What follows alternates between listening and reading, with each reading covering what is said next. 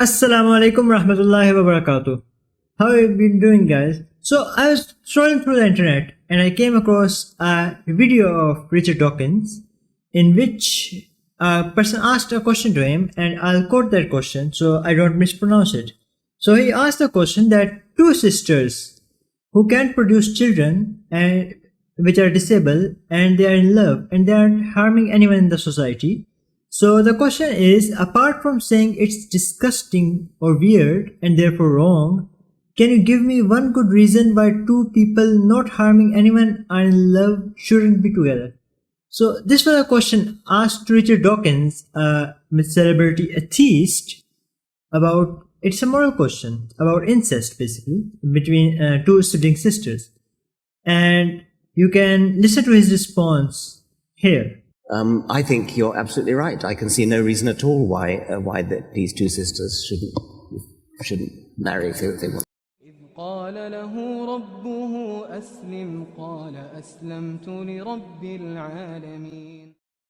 And welcome back.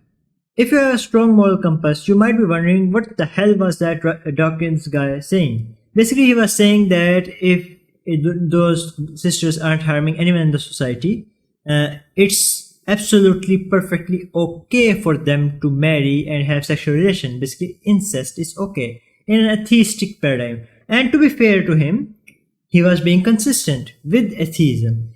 According to atheism, there are no absolute right or wrongs. There is no concept of good and evil.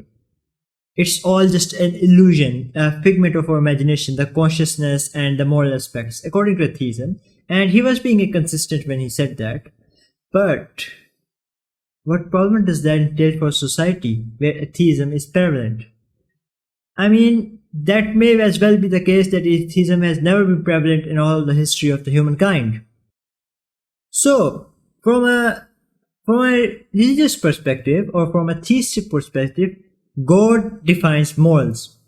God is a source of absolute truth and absolute knowledge, and hence the morals that God defines are the measure of good and evil. God is basically the measure. He is the one thing that determines the good and evil. If God says something is good, is good. If God says something is evil. So, where is the disconnect between atheism and theism? When these both ideologies are being implemented on a societal level, these both conflict. And you can see why, according to this video of Richard Dawkins. No, I think, except for Zoroastrianism, there is no religion that allows incest. Not the major religions of the world, Christianity, Hinduism, Islam, Abrahamic faiths, and I misspoke. Christianity, Judaism, and Islam, or the Hinduism or other Buddhism and Sikhism faiths. So, according to those paradigms, incest is morally wrong. According to a theistic paradigm, incest is morally okay. According to a theistic paradigm, you can go as far as to argue that even necrophilia is okay, or even cannibalism is okay.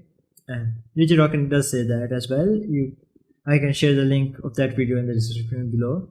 So, as a Muslim, what do I feel about it? Like, when a person comes and says to me, I'm not causing harm to anyone, I'm just having a relationship with my sister, and it's perfectly okay, no one in the society knows, why shouldn't I do it? According to a theistic paradigm, if God says it's wrong, whether you realize it or can rationalize it, why or why not, it is wrong. That's a principle of theism, and that's being consistent with many of the theistic paradigms out there. Now you can sure say that there are many gods, or that tell me the evidence of God, but those evidence or those arguments are not related directly to this problem. Those arguments can be discussed elsewhere in another video. I might do a video on the contingency argument later on, but those arguments don't necessarily relate to this incest argument. Alright? So please don't put that red herring in the comments like you did before in one of the previous videos. And inshallah, I'll see you next time. Wassalam.